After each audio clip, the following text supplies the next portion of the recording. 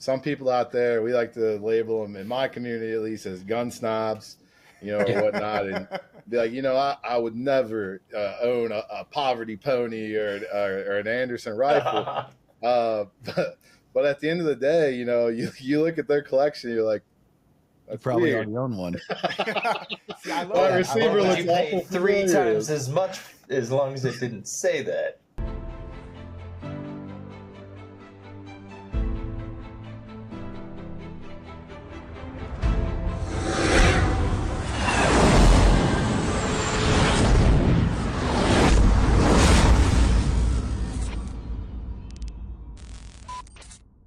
Welcome back to Whiskey and Windage, the two-way podcast for the people, by the people. I'm your host, Adam, joined with my brothers, Mike and Matt.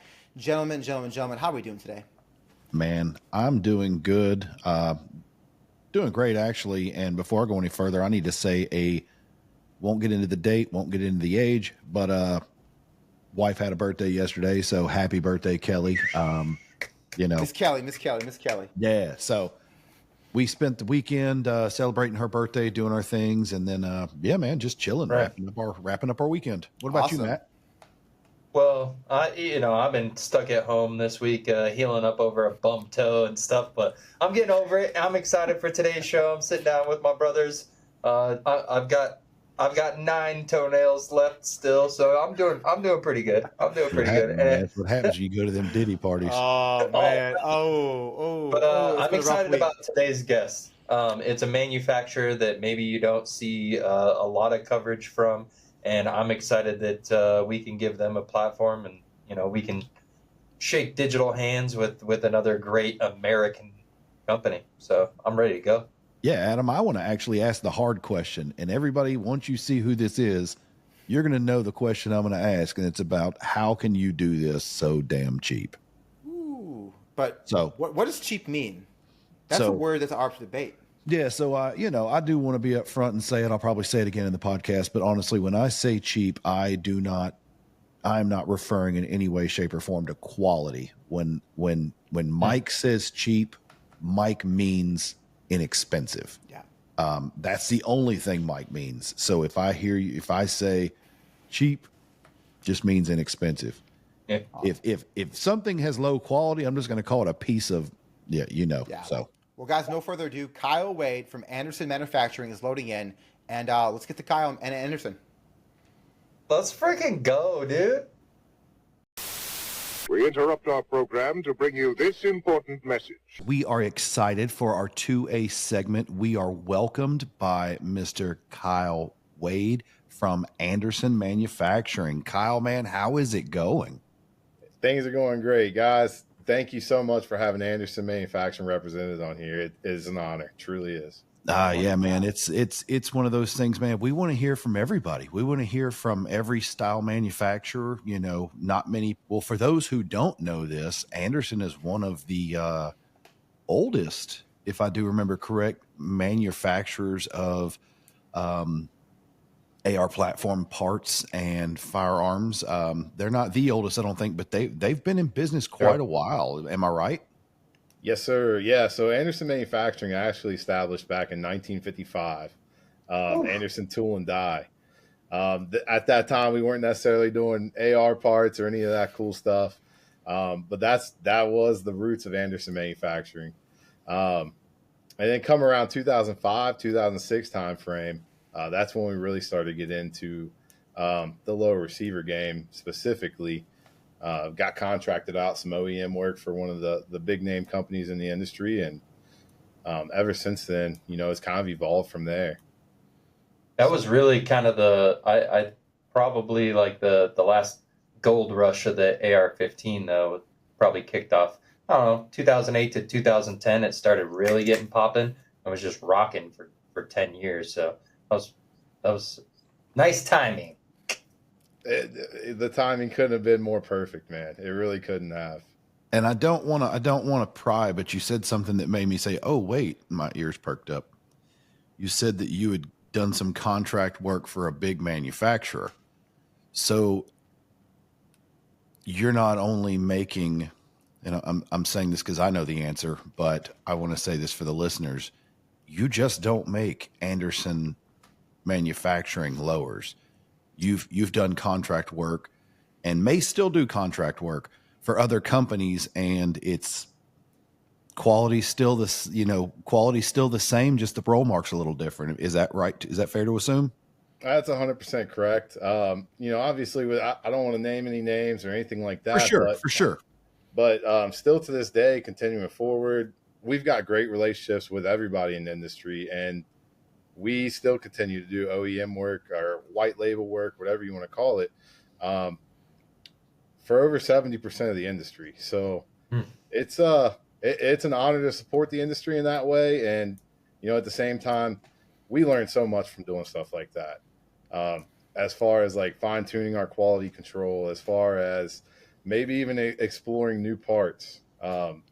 It's actually led to our new barrel facility and all that fun stuff. So you get into a lot and you learn a lot going along the way, and it really just kind of brings it home and reinforces your brand and your product. So, Adam, you and I had a conversation offline, and we were talking about this. So, I mean, I want to leave the door open for you to kind of get in there and kind of ask a question or two about this white label, third party stuff.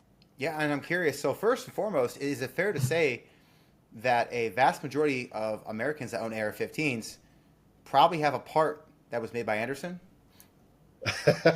I don't have the statistics to back that up, but what I will say on that is people out there would be surprised, to say the least, to know some of the receivers that we make for companies, or I guess some of the companies that we make receivers for and make parts for. Some people out there, we like to label them, in my community at least, as gun snobs, or whatnot, and be like, I would never own a poverty pony or an Anderson rifle. But at the end of the day, you look at their collection, you're like, you probably already own one.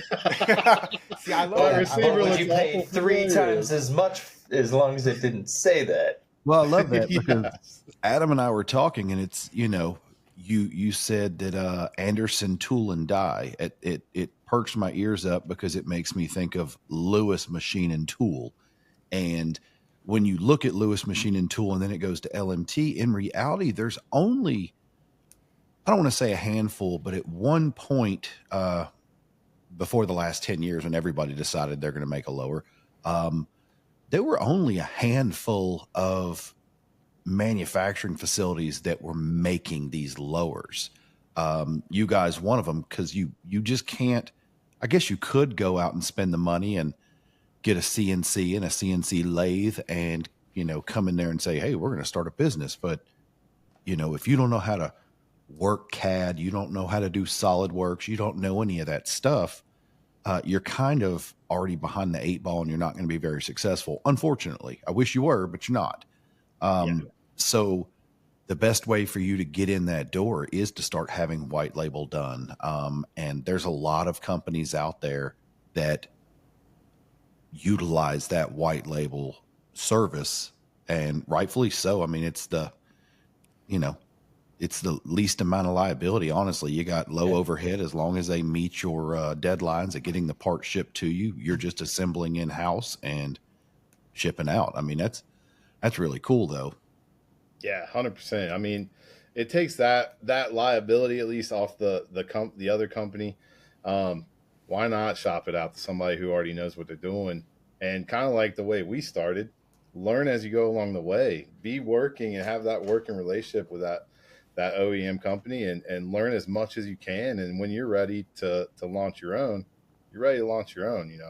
This is one of those industries where you've got to stick together and we've got to learn from one another. I hate seeing some of the divisive stuff that I see, which is very, very seldom, but it is still out there. But man, this is an industry that's unlike any other because we're constantly under fire. But at the same time, we're a very small industry, and if we don't work together, guys, it could be very bad. Having less gun manufacturers in the country isn't a good thing. I mean, we've had this discussion recently about a couple of AK manufacturers that have had to close up shop, and regardless of what a company makes and if you like them or don't, but having less firearms manufacturers in this country is not positive. Well, it also just in general business. Sorry, Adam. Just in general business, you don't want a smaller amount of manufacturers, because what happens is then they control the monopoly. So when you have all of them and they get together and say, hey, let's charge 40% price increase, the consumer's either going to have to pay to play. Basically, having this market open and open sourced, it keeps competition fair. Are there still some parts and pieces or firearms that are on the high echelon of things and people say there's no way that's worth it? Absolutely. And then there's stuff on the low end that people say, oh, well, if it's that cheap, there's no way I'm paying for that. It's probably garbage. So they don't buy that. But at the end of the day, it keeps everything, the range is a lot broader. I guess that's the best way. Yeah, it gives you a lot of options. Yeah. So curious, Kyle. So you mentioned, obviously you guys make your upper and lower receivers in-house. You're touched on the barrels, which I'm sure we'll talk more about in depth. Are there any other parts that Anderson makes in-house that not only just white labels, but even for Anderson? Like, do you guys do bolt carriers? Like, what else do you guys manufacture in-house? Yeah, we do bolt carrier groups. So the bolt and the carrier are all done here. Oh my gosh, I'm having a brain fart here. The gas pad or the gas block. Well, we do gas blocks too. And the gas key. Yes. The gas key. The gas key. Let's see. Buffer tubes, triggers. We do some machining on the hammers, like putting in the J wire and some polishing there. Let's see. Gosh. That's muzzle devices. We do muzzle devices as well. Sounds like basically 80% to 90% of the build is all sourced in-house. Yeah. Yeah, and that's kind of one of the goals here, is to eventually have everything metal sourced in-house. You know, we're still a growing company, so there's still plans that we haven't got to quite yet. But that's a part of our mission, to kind of keep that blue-collar pricing, is to bring as much as we can in-house.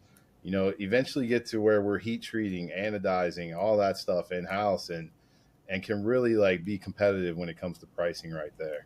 No, that's awesome. That's so cool. What about handrails? Are you guys doing any handguards? Yep, we do handguards. All the metal ones, 6061 Gotcha. T6 aluminum. Awesome. That's all done in house. The only thing we don't have right now is polymer capability. So like your A2 handguards, a lot of the we do some of the Magpul handguards and stuff like that too. Okay, so so all that stuff you guys are manufacturing? We know you're building your guns, and before we get, you said barrels, and that got me excited because me and Mike talked about barrels. So, but before we get to barrels, all these parts you guys make, obviously you're making Anderson rifles, and that's what we want to talk about. But are a lot of these other parts also being white labeled, or is it just primarily your upper and lower receivers that are white labeled? The other parts are being white labeled as well. Okay. Yeah. That's interesting, because I think, like you said, most people don't realize. You said it, not me. The poverty pony. I was waiting for you to say it first. We all know, but people. I was going to go there. I'm glad you said it first, and it's one of those things where, like, it's interesting because now you're hearing this from you. Like, there's a lot of people that probably have a AR rifle that has stuff manufactured in your facility, but then they're the same ones that'll be on the bougie websites or the bougie IG or Reddit pages talking bad about Anderson because it's not a this or it's not let's clear that air, because I was talking to you about this, and I do want to go ahead and ask that question. Let's just go ahead and get it out there. All right, this will be. Yeah, we're going to get deep for a minute. So I hate to throw another company in there, but we'll say it. When PSA comes out and sells a less expensive, when I say cheap, for the record, anybody from on this podcast from this time forward, if I say cheap, I mean inexpensive. I don't mean lesser quality. So having said that, if PSA comes out and they drop a cheaper priced weapon and everyone says, oh, well, that's PSA, it's crap, whatever. And then PSA says, oh, actually, it's not crap. And the reason we've dropped the price is because we want to be able to put a firearm in every person in America's hands that wants to own one. And it's like standing ovations nationwide. Everyone loves it. Oh, yeah, it's great. And sure enough, here's Anderson The packaging isn't as great. I mean, and I say that because it's flat cardboard pack with a blister, shrink wrap. There's the lower $39-$49, and everyone's just like, ooh, like, why are we touching that? Ooh, those are for pores. But it's the same in my eyes. It's the same thing. And I used to be a firearm snob. I still like what I like, but I have branched out extremely. And I want to hear your thoughts on that. Why do you think you guys catch so much flack for the poverty pony? I'll be absolutely honest with you, and a lot of that kind of falls on me. It's just, I guess, inefficiency in marketing, an inefficiency in kind of getting our messaging out there, and for lack of better terms here, guys, and everybody listening, don't take this to offense, but we're not telling people what to think. We're not telling like, oh, this is the reason why our packaging. I think it's the goal of every manufacturer in the United States to get a firearm in as many people's hands. Just being gun guys in general, take Anderson out of the equation here. We that's the goal. That's what United States was founded on. If you ask me, you can interpret that however you want to. But we want to get firearms in everybody's hands. I think that's the goal of every manufacturer out in this industry. So, yeah, they get a standing ovation over that, of course.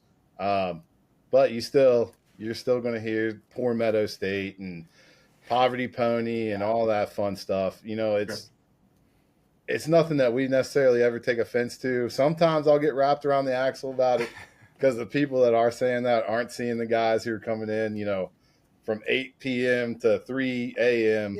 Turning machines or building rifles. They're not seeing the blood, sweat, and tears that goes into it. But at the same time, you can't fault them for ignorance. So we really lean into it, man. I was going to say, they're also not seeing those NDAs about all those other roll marks that are going on either, probably.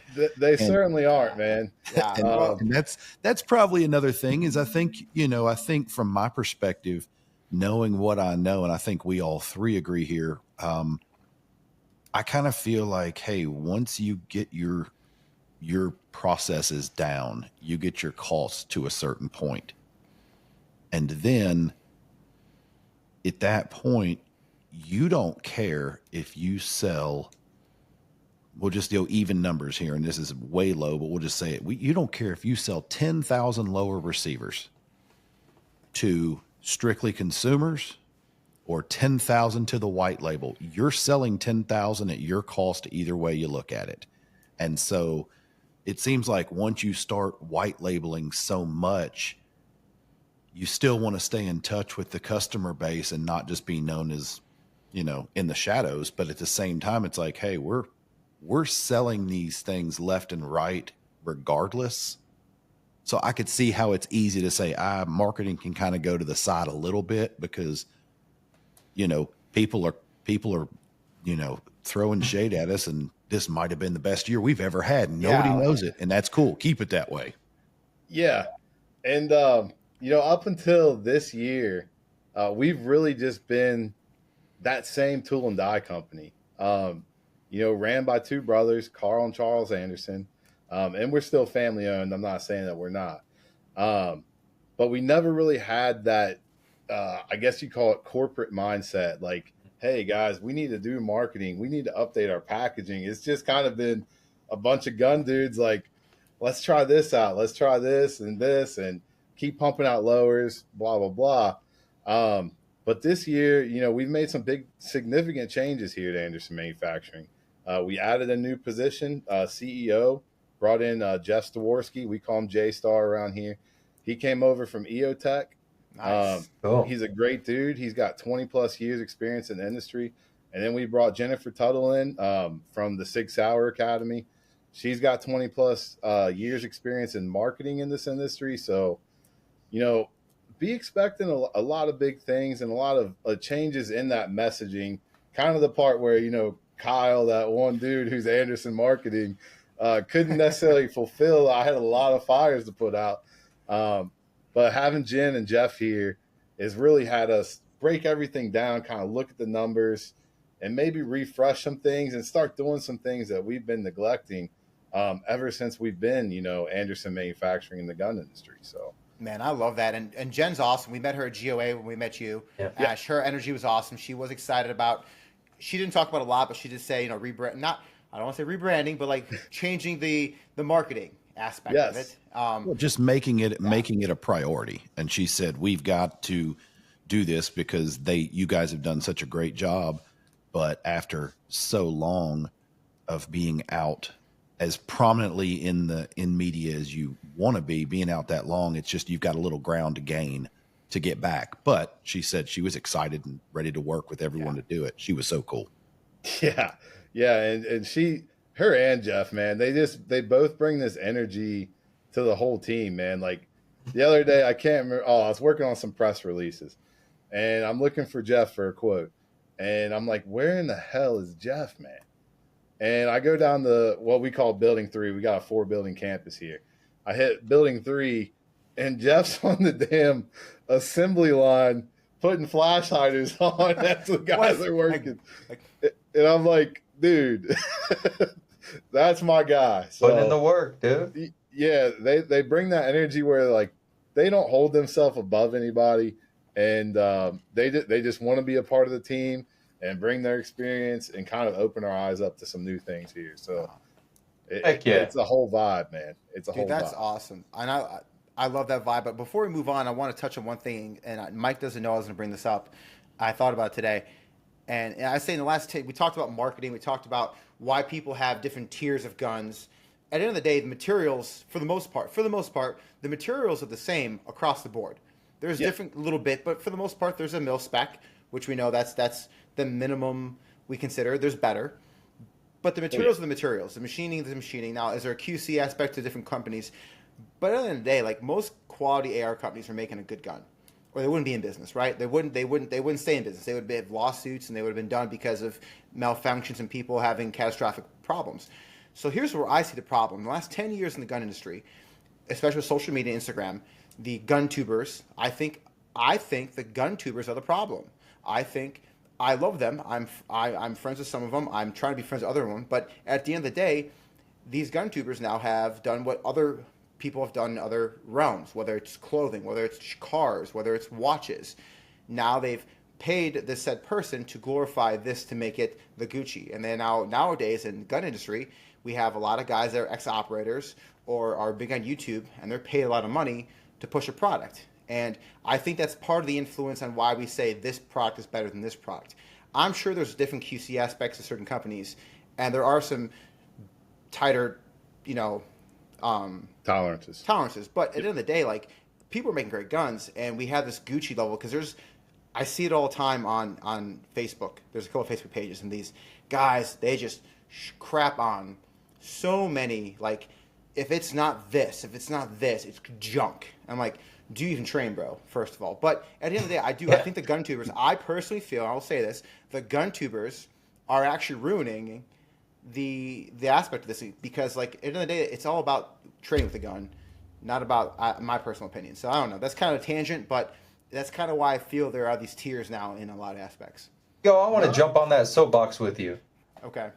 Because the exact flip side, I think there's like a telephone game. You remember when you were really little in school and you played the telephone game? You tell the word to the person next to you. By the time it gets all the way around, it's like way different.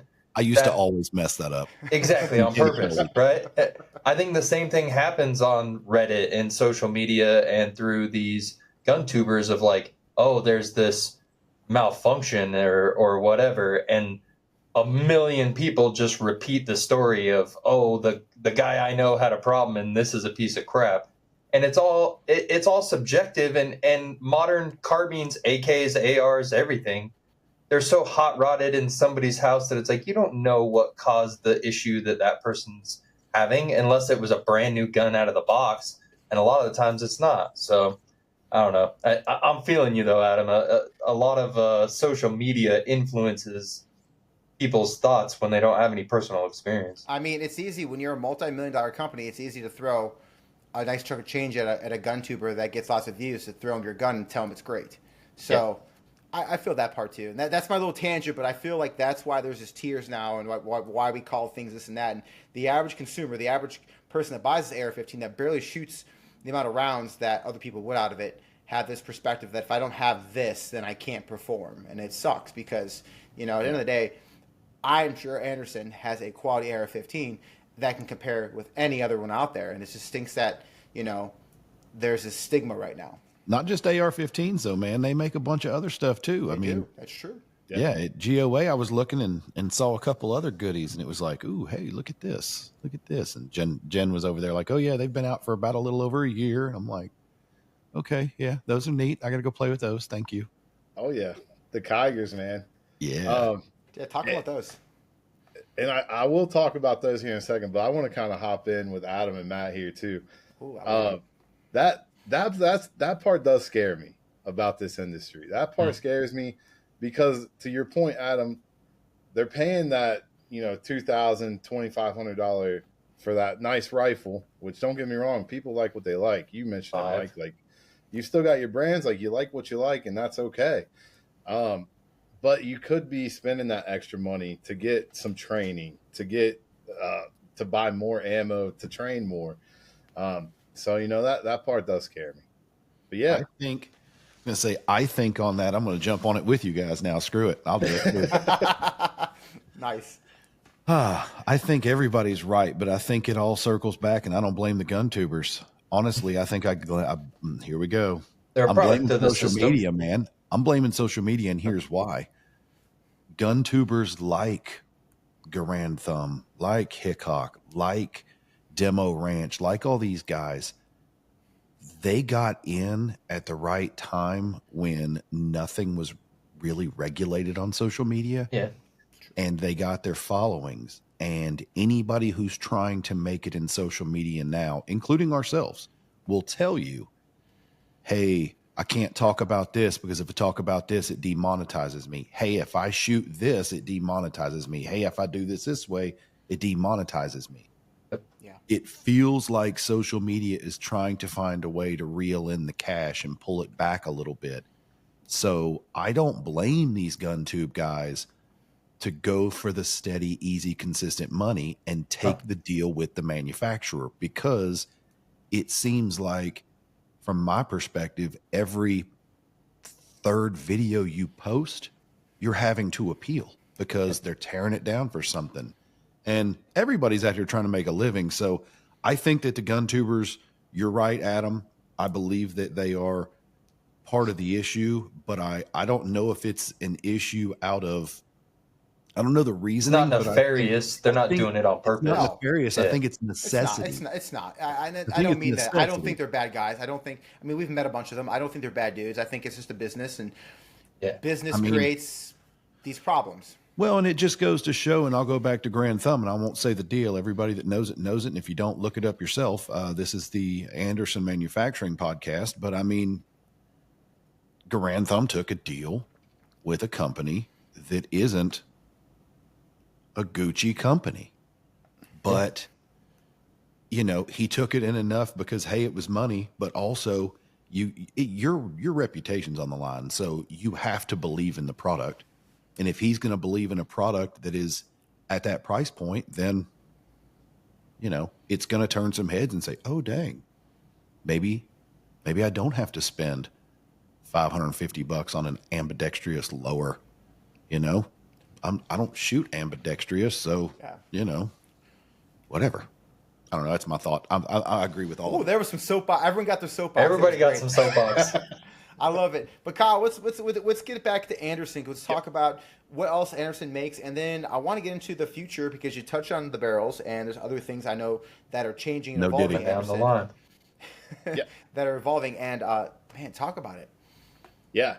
So, as Mike alluded to, we do have the Kiger 9C and the Kiger 9C Pro, two of our handgun models. That's just one of the projects that we had cooking for a long time, but we just want to diversify our product line because the AR-15 market was getting a little crowded there, and it never hurts to just kind of have another product line, another platform. We've got our AR-10s.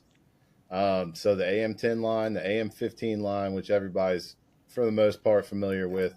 But the part that appeals to me, and I think a part appeals to the builder community, is like all these parts that you see on our complete rifles are also available out there. So if you're looking to get into building, you can buy piece by piece lower parts kit, lower receiver, and kind of assemble it your way. Pick and choose what you want to use from Anderson. Use other parts from other companies in the industry as well. Like I hate to keep picking on you, Mike, but some people just like what they like. So if you got a BCG that you go to, like throw that BCG in there and make it your own, man. That's the part Anderson Manufacturing that's most appealing to me. Just kind of being in that builder community, man. Even with the Keigers, it's a very similar platform to a Glock 19 Gen 3. So if you're a builder like that, buy it part by part and, install that trigger that you want, install that barrel that you want, or, build your own Kiger. Simple as that. That's cool. And I love that you said that. I love that you said that buy the parts that you want from us and buy other parts too. Like, it's kind of like there's enough room for everyone, and I love that it's not 100%. Just, it has to be this, it has to be that. So I love that aspect because some people are all or nothing. It has to be this company and this bull carrier. It has to be ours. And I love the fact that you guys are making the upper. I mean, first and foremost, the upper and lower receiver, your bread and butter still, I'm sure. Yep. Oh yeah. And we talked about this, me and Mike offline too. Like when it comes down to it, I'm glad you're saying this. I'm glad you're saying this. So the upper receiver, like because we had a disagreement. We did, but we talked about it, and then after we talked about it, I thought about it, dude. They're just the housing for all the important stuff. Yep. Yeah. So like as long as they're intolerant. Yeah, like I mean, at the end of the day, their intolerance, like. Like the barrel and the bolt carrier are the heart of the gun. And then trigger, you can argue that yes or no, but at the end of the day, like everything's just held together by those two pieces. So if they're intolerant, like why are we spending sometimes more than that, 5 times as much for a set than you need to? Because it has a name on it, because it has a sexier design to it. No offense, I'm just saying, like has okay, just doesn't cool. look normal. Right? Dude. Okay, cool, but what does that do? Did it make you look cooler at the range? Is it going to get you laid? By a dude, maybe. I don't know. Like, I mean, it's true though, right? You gonna get invited to the white party at Diddy? Oh no. Yeah, but I mean, you know what I mean. Myself though, just going for that new aesthetic to look different than everybody else. Like, there's nothing wrong with that. But it works. At the end of the day, like the aesthetic's cool, and I love painted guns. I love guns that are wrapped. It's cool, but at the end of the day, like, that's an art. That's a preference, but at the end of the day, can it run? Can you run that weapon? You talk about training, buy more ammo, and just getting an affordable. So the average American right now, times are tough. Getting a gun into someone's hand that can protect their family, that's the important part. And getting ammo and range time and training to get them proficient, that's important. Yeah. And that's one thing I encourage and try to participate every Saturday. But me and a couple guys in my area, whether they be former military, we got an air marshal, retired air marshal in there, but we come together one Saturday of the month and we call it fellowship. And we'll all come together at our buddy's range and we'll just shoot and kind of learn something from one another, kind of dictate what drills we're going to work on that day and do it to it, man. So you don't need to invest necessarily a ton to get good training. Just kind of, use your resources, use people that are around you too. 100%. I love that. Yeah. Our resident military expert is Adam over there. And you served, didn't you? Yes. Yep. Marine Corps. Yeah, I could tell because the crayons over there by the buck. I knew it was Marine Corps. But hey, every Marine that comes on, we have. What's your favorite flavor? What's your favorite flavor of crayon? Grape. Hell yes. Oh yeah. I saw the crayons. I was like, man, either he's setting me up for this joke or I'm going to have to ask this anyway. I love it. I think we've had more Marines on any other branch though. Marines I think so, they're the only ones dumb enough to come on with us. Yeah. 100%. Thank you for your service though, Kyle. For real. Yeah, we appreciate that. Hey, it's an honor to serve, to be honest. But that's another thing. And I know we keep veering away from like Anderson Manufacturing, but another thing about the firearm industry in general, the 2A space, man, what an easy transition from the military. I'll tell you, like, I didn't know I was going to be in the firearm industry when I left the Marine Corps. I served 11 years. and then had some type of injury that I couldn't go on anymore. So they did medical retirement and all that. I thought I was going to be a journalist, guys. I went to Northern Kentucky University 4 years, earned my journalism degree. The whole time I was assembling rifles for Anderson. But I thought I was going to leave Anderson and I was going to change the media climate and do it all by myself. And yeah, no.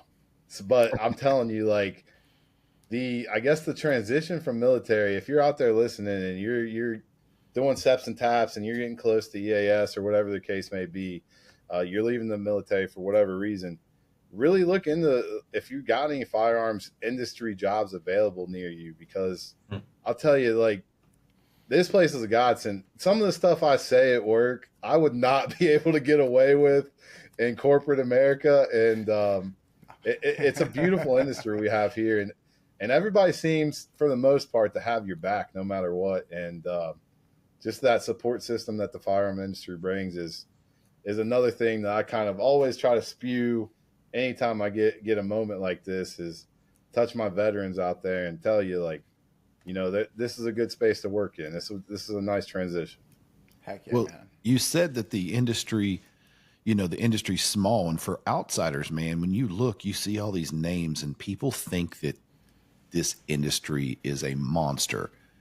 And I guess on paper, you write all the industry people, like you start writing the companies down. Yeah, it looks huge, but in reality, it's a really small group.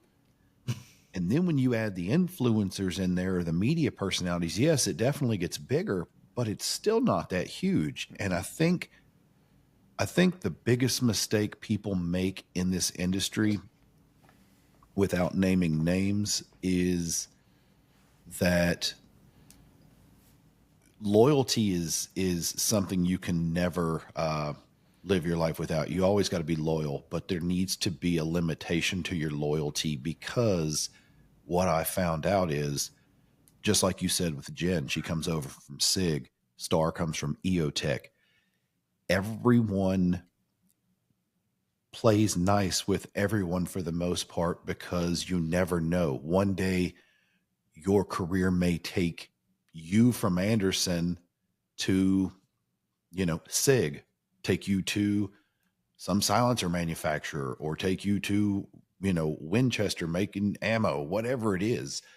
But I noticed that when we go to events and shows, is you see the guys from this booth walking over and talking to friends of theirs at this booth, because you kind of all make friends. Like, you're there for the setup, you're there before the consumers come in, and you just kind of, everybody becomes friends. Yeah. And I could say, even at the most recent show, Goals, I linked up with the guys from Fostech. Oh, yeah. Very good crew. A little bit wild, but they're a good crew. Oh, you didn't hang out with us, though. You would have seen Wild. Oh, gosh. Hey, Adam, I follow you on Instagram, man. I see it. I'm such a woo girl, dude. We would have a good time. Yeah. So Adam is the thirst trap, and then Matt is the woo girl. Like, he's the biggest woo girl. Like, look at my homie's muscles. They're so good. Nice. I love pounding drinks and fist pumping. I just don't reply, because I'm like, Mike is just like, Mike is just looking at this. No, well, you'll go in there and make a funny comment and make a crap on me, which is great. Well, you did something yesterday. Like, you took this picture and it was like you're holding a magazine, staring at your bench, and like you got a sleeveless shirt. You're going the right way, Adam. Good job, buddy. All I could say was, "Damn, that's a lot of side boob." I didn't know what else to say. Look, like, I have a certain demographic that likes that. Okay. Yes. Yes. Middle-aged women and men. In the men's. Good for you. Hey, but enough about me and my side boob. Kyle, let's get back to the barrels. We've been included to this. You talked about it, and that intrigues me, because I'm all about barrels. Mike's about barrels, and we know that's part of the heart of the gun. And now you are making barrels, so talk about that. Yep. So we make, any way you want to cut it, we make all our barrels now. So from the 9mm, 5.56, 6.5 Grendel, 308, we're making all those guys. I could sit here and list the calibers for days, but we do 4150 chromoly vanadium, nitride gas treated, button rifled. We do all different types of rifling: 1 to 7, 1 to 8, 1 to 9, 1 to 10. So that's the recipe. Are they Yep. government profile, pencil, a little bit everything? yeah, government. We don't do any pencil. We do Okay. mainly government profile and the M4 profile. Okay. So, and That's then for awesome. like the 9 mils, the PCC profile and all that. So can you buy those, or are they already available on your website to buy separately? If I just wanted to buy an Anderson barrel, can I go buy an Anderson barrel? Yes. Yep. I love that. Have there been talks, and you'll instantly know the manufacturer I'm talking about, but it actually seems to be a trend now, which is super cool. Are there talks in the future about shortening barrel lengths and potentially speeding up the twist? And I know, when I'm specifically talking about that, I will say I was talking about 8.6, but I'm not worried about that caliber in general. What I think of the industry is starting to learn is instead of needing that 22-inch 6.5 Creedmoor barrel, you can come in at a 16-inch if we speed the twist up, instead of a 1 to 9, if we drop it to a 1 to 6.5 or whatever. I mean, have you guys thought about that yet? Or is that just in the deep, dark corners? Like, yeah, we're not talking about it publicly yet. You know what I mean? No, we've actually at the beginning of this year, we kind of started to implement that. And if you want to say kind of play around with it. So our Frontline series, the newest series of complete rifles that dropped, we did all of those in a 1 to 7 twist. Okay. Even like our 11.5, our 10.5, and really just kind of playing with that. And we're still collecting data and doing range trips and trying to get like our science down to a science, I guess. Yes. Our data You're down right. to a science. But for right now, we've been playing with the 1 to 7 twist a lot. We still offer the 1 to 8 and the 1 to 9. If you ask me, the 1 to 8 is the most optimal that we have right now. But yeah, we've definitely kind of caught on to that, and we've been playing around with it. The 8.6 blackout stuff does intrigue me. Trying to get our engineer department on that too. Man, I mess with it. I adopted it. It's the day I'm in love with the it. day You it got was me, yeah. available, and then I've got these guys hooked. Dude, I'm hooked. But the reason I got hooked on that wasn't necessarily because of the guy inventing it or one of that. What I got hooked on it for is the fact that you're a Kentucky boy. You're up there in Kentucky. I'm in Tennessee. Unless you're hunting, Farmer Joe's cornfield, if you're in the woods, our woods is way different than Midwest woods or northern woods. Like, we've got honeysuckle every 30 yards. So you want a long distance shot to most of the good old boys around here, a long distance shot in the woods, 100 yards max, because you're going to hit a limb. You're going to hit something you can't see. Yeah. So it's not an ethical shot. So I see a value in not having to lug out some 24-inch barreled Remington 700 bolt action, and just saying, dang, I can take an AR platform that is going to ensure me a quicker reload as long as the caliber's correct. Everything's ethical there, and as long as it's sighted in right, like taking a shorty, and then when I hunt now, it's all suppressed. Everything I do for the most part has to be suppressed. I've been spoiled, but you're still shorter than a standard Remington rifle. And it's just like, oh God, this is so great. So I love that you guys are experimenting with that and cutting the barrel lengths down. Yeah. I bet easier to lug up a tree stand too. Oh yeah. Yeah. So Kyle, I have to ask this question because we didn't talk about this offline at all. You guys are manufacturing all these things and you're doing all these amazing things. So I know you have the capability. It's just a matter of have you and will you and do you want to? But I know you can. Is Anderson going to make suppressors? That, I wouldn't rule it out, Adam, but I can't tell you yes or no on that. I've always heard that kind of talked about with our engineering department. It's been thrown around, but I haven't seen anything substantial pointing that we're working on anything like that right now. Yeah, it's probably the same answer to a lot of people. It's in R&D. Yeah. Can I tell you whether or not we've made one? I can't say that, or I don't want to lose my job. But odds point to we probably have, but there's nothing. Yeah. that is going to be commercially available, marketed prototypes for anybody to see, touch, or hold. I mean, you got to be ahead of that. You have the tooling, I'm sure. It's just a matter of that build. Yeah. And I will say, like, this year really opened our eyes to like how that market can explode. Those forms started coming back, and within 72 hours, and then next thing you know, silencers are just coming off the shelf. Oh man, I've got people calling left and right buying them, and I'm like, all right, let's see what we can't do. Let's try our best. Yeah, see what's in stock. Yeah, well, yeah, that's the big thing is, hey, I want, what can do you recommend? Well, I hate to tell you this right now, but it used to be whichever one you want, and I recommend this one, but now it's, let me tell you what I recommend based off the choices that are in stock. Because if you want to wait, we might be waiting 6 months just on the resupply. Yeah. That's crazy. Well, Kyle, there's also something else that's changing. We talked about it. Actually, you showed us a prototype of it. And I just want to say, like, of course, this right here has been your staple. It's like I placed that perfectly there, like I knew. That's awesome. Yeah. And but that's evolving too, is it not? Yeah, man. So we're gonna refresh the brand. A lot went into that. A lot of talking to Jen and kind of seeing what the market temperature was. And Jen brought up a good point. Like, the Anderson horse is iconic. Don't get me wrong. And I'm not sitting here saying like we're iconic to everybody by any means, but to us here in Kentucky it is.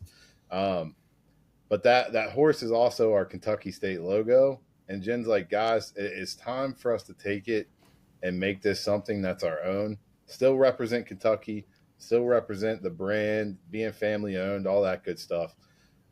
So we decided to refresh it, Adam. And by the time this podcast launches, we'll be at NASGW and the rebrand will be there. So, that's awesome. Updated logo, updated brand, and we're super excited about it, man. It's right there. It's right there. This will be aired. It's right there, boys. I think we're the first to show it. Yeah. And what's super cool about it, what I like, is that I like that you've kind of paid homage still with the horse. Yes. I like that Anderson is prominent and manufacturing is a little small. Yeah. That stays true to the family-owned roots. And man, you got that Kentucky blue in there. So, I mean, got the Kentucky blue in there. Kind of gave it like a bourbon barrel. Right there, man. Yes, I love that, man. Y'all did an outstanding job on that. It looks really good.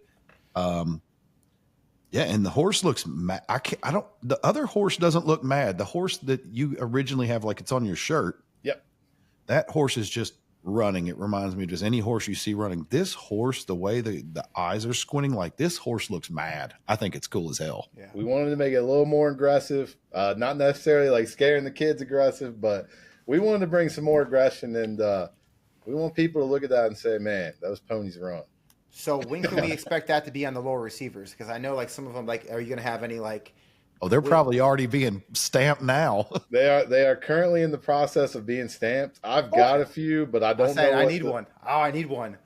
I can get you one, Adam, for sure. And I don't know what the rules are. I got some over here. Would it be fine if I grabbed one and pulled it up? Yeah. You can actually show. But yeah. Oh wow. Oh man, there it is. Heck yeah. Dude, I love that. That looks so good. And that looks test so good. 6. Yeah. Only thing it's missing is a third hole, but that's only for. So that's another thing that is coming with the refresh is from here on out, and it's not going to be a hard launch. Like, we're not ripping our old receivers off the shelf and replacing them. So it's going to be eventual over time. But any that come out with the new branding on them will have the M16 pocket already in. Holy cow. No more dremeling, no more. No more Dremel work.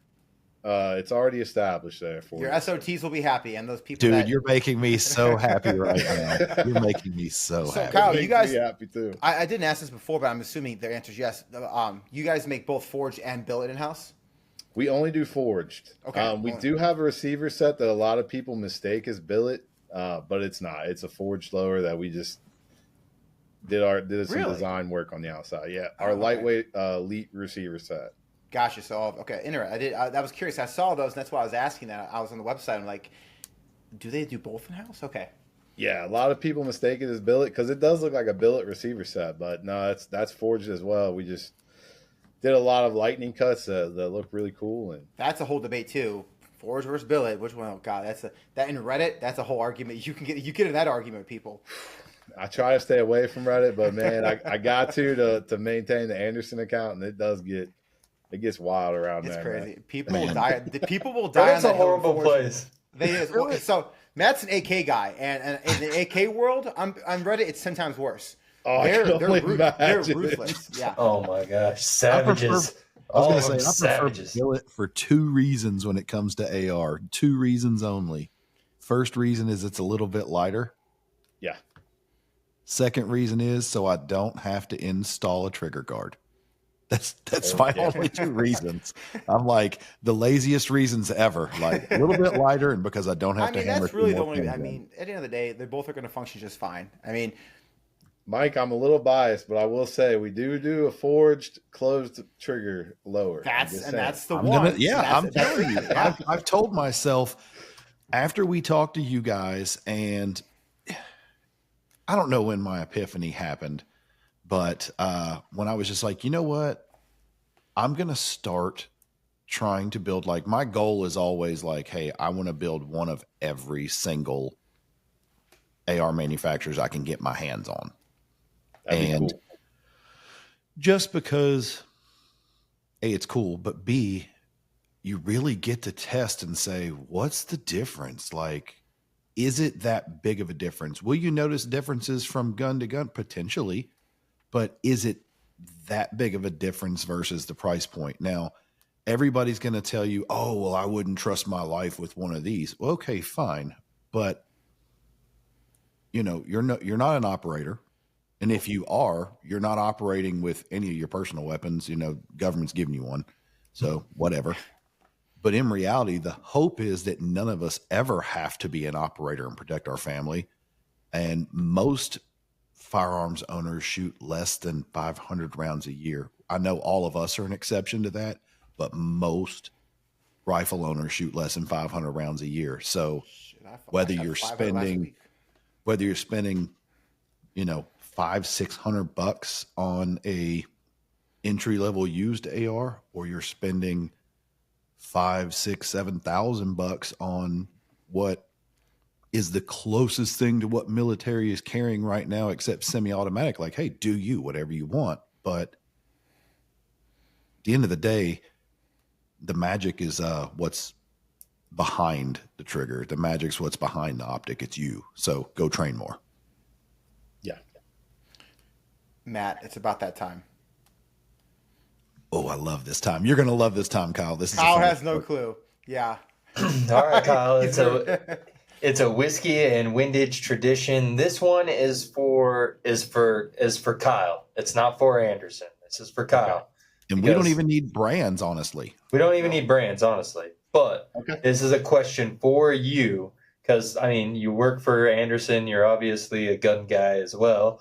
5 weapons. NFA doesn't matter. The cost of ammunition doesn't matter. Just assume you have unlimited ammo. You have 5 weapons, but only 5 for the rest of your life. What are they going to be? Any weapon. Any weapon.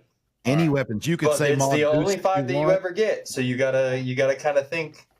And this isn't for the apocalypse. This isn't for hunting. This is just assuming life never changes how it is now. 5 weapons. So you can be fun or protection, whatever you want.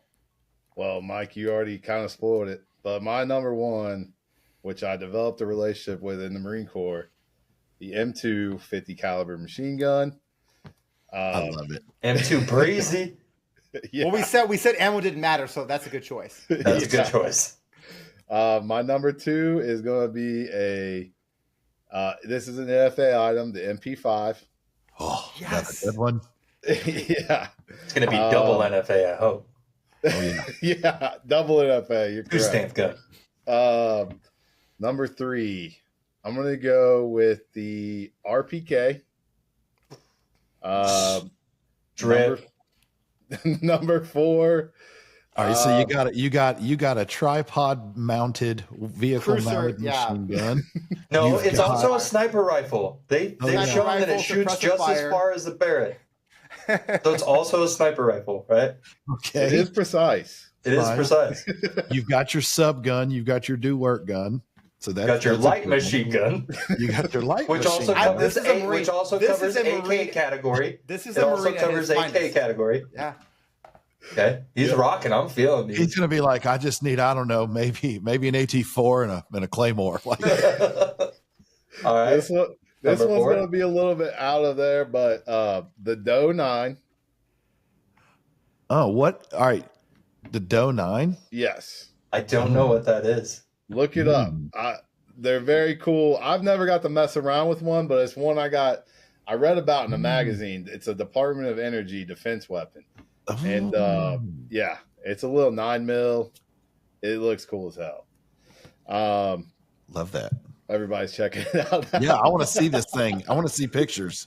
Oh yeah. Oh, the Colt Doe 9, the little tiny SMG. Yeah. Okay.